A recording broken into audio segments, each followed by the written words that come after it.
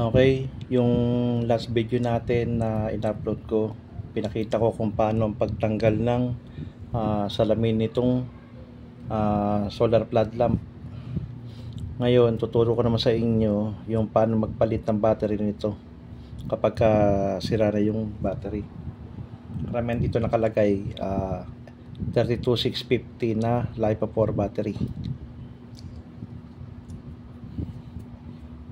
Ito yung gagamitin natin battery. Bali gamit na to pero okay pa ang kanyang capacity. Ngayon tester natin yung kanyang voltage.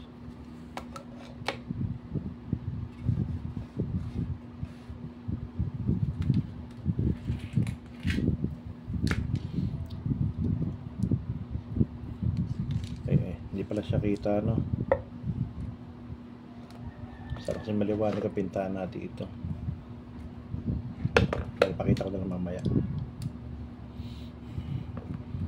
Ito yung kanyang voltage. Ayan, no? 3.269. Ayan, 3.26 volts. Ngayon test natin yung battery nito sa loob. Itong isa. Ayusin natin ang flood lamp.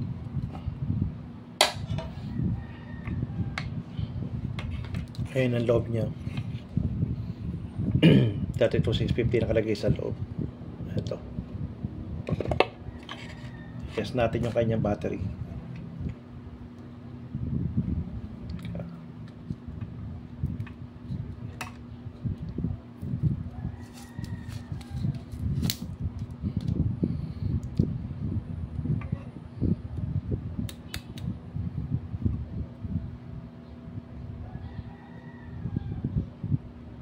Parang umiinit yung kanyang BMS.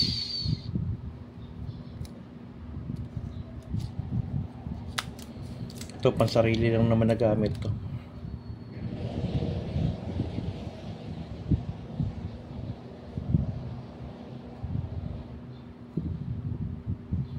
Wala, sira na pala kanya yung battery, nag-click na. Ayan na.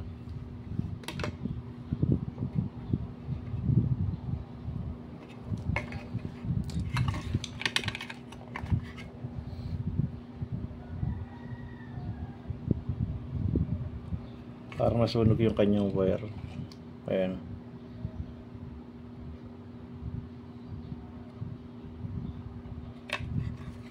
Putulin na lang natin yung kanyang wire.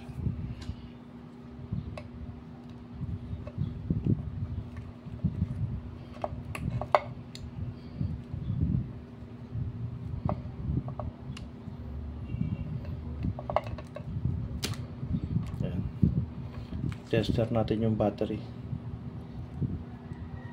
Ito yung plus, ito naman yung minus.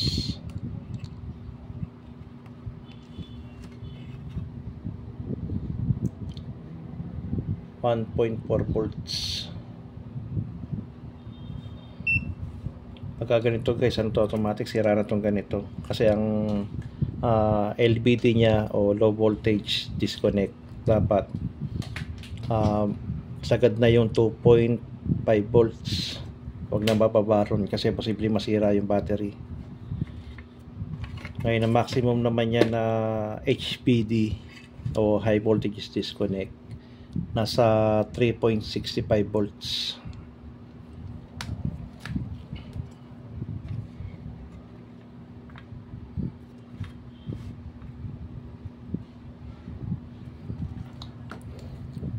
Wala akong available na BMS nito kaya direct ko na lang ng pagpapalit ng battery kasi self use naman ito pero hindi ko nire-recommenda na huwag siya lagyan ng BMS. Kailangan siya talagang lagyan ng BMS para protection sa overcharge at over discharge kasi wala tayong available. Inuulit ko mas safe siya kung lalagyan ng BMS para sa kanyang protection. Kaya lang wala tayong available. Ngayon ito for self use lang naman, ako lang gagamit kaya itadirect ko lang ito sa battery. Total ang gamit ko namang solar panel dito ay 6 volts 3 watts. Ito kabit natin.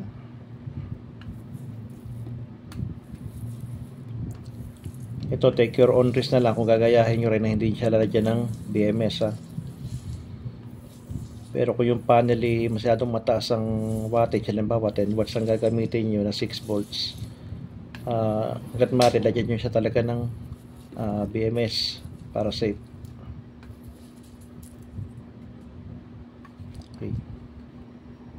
Ito gamit ko dito sa paghihiin ng 100 watts. Ika, 100 pa to, 200. Ewan ko, wala naka-indicate eh. Nakalimutan ko na. Sa 100 to 200 watts na soldering iron gamitin nyo para mabilis matunaw yung kanyang lid.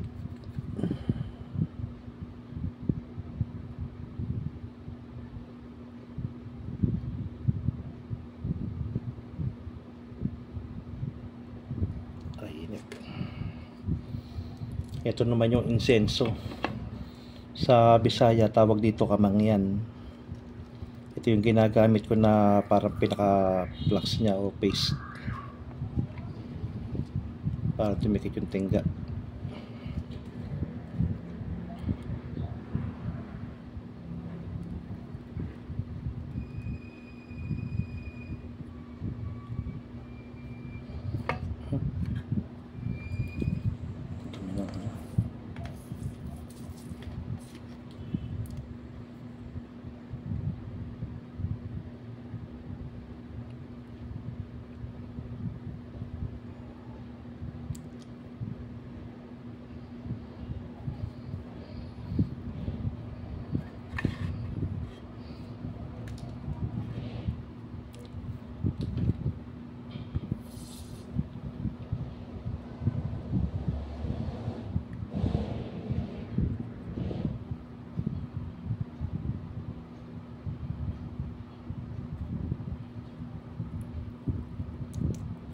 Gamitin nyo ditong panghihina sa 40 watts lang, hindi didikit yun, malabo. Kailangan taasan nyo yung wattage ng soldering iron. Ayan.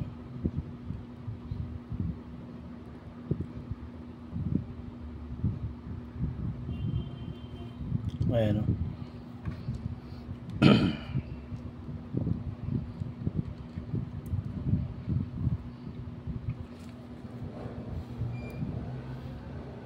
Ulitin ko, ito for self use ko lang naman to. Ako naman ang gagamit. Tapos 3 watts lang yung aking gagamitin solar panel. May available akong BMS dito, kakabitan ko talaga to, kaso wala eh. Ang pangit ng wire na ginamit na dito. Hindi pure copper.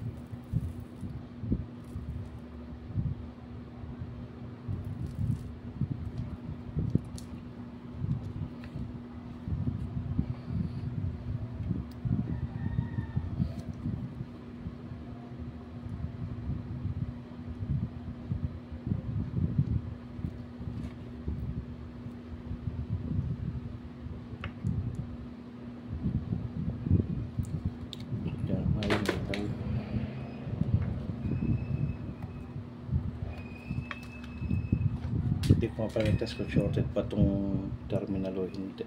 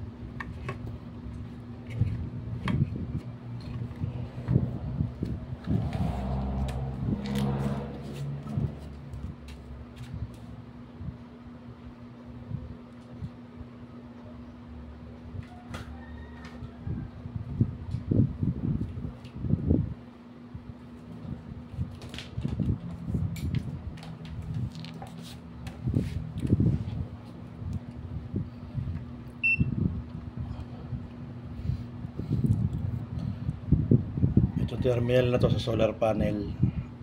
Test natin kung magka-charge.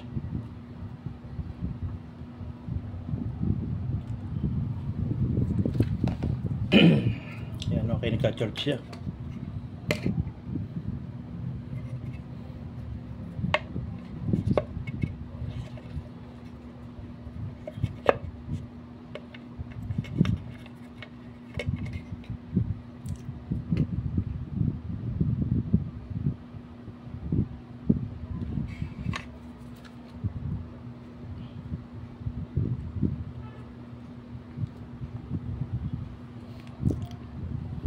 Ayan, okay na siya.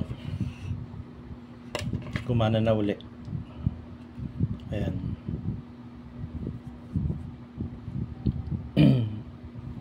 Ayan, nagka-charge. Tinanggal natin to. Ayan, okay, buo na siya. Ang kanya lang pagpapalit ng battery ng flat lamp. Pero kung may available kayong BMS, nire-recommend ako na lagyan talaga ninyo siya ng BMS para safe tayo.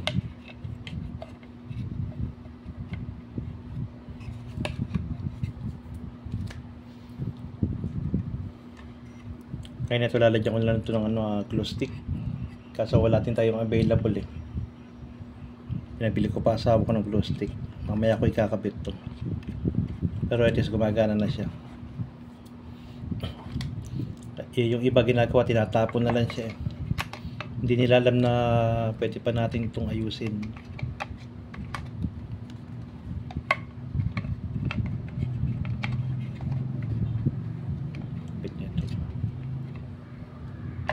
Baliktad dito para sa kabila.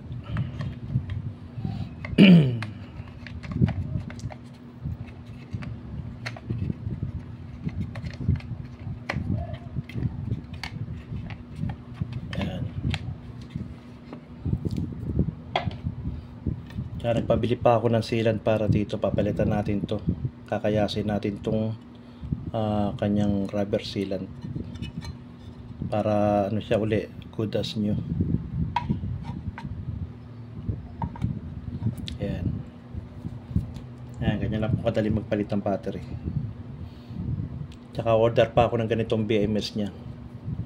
Tingin ko sira na rin ito kasi ayan siya. Siguro uminit yung BMS nya, tapos nag-grounded yung ilalim. Ayan.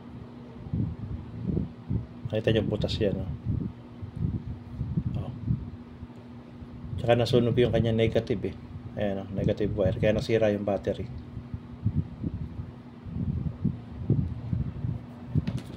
Test ulit natin. Ayan. Ito yung sa solar panel. Itong dalawa. Tanggalin natin ang terminal. Kunwari, gabi na. Ayan. Okay. Kaya ito, magagamit pa uli natin siya sa halip na itapon. Okay. Sa mga hindi pa nakasubscribe dyan, mag-subscribe na po kayo. Ngayon, para maging updated kayo sa aking mga uploaded videos, paklik po yung all notification bell. Okay, salamat.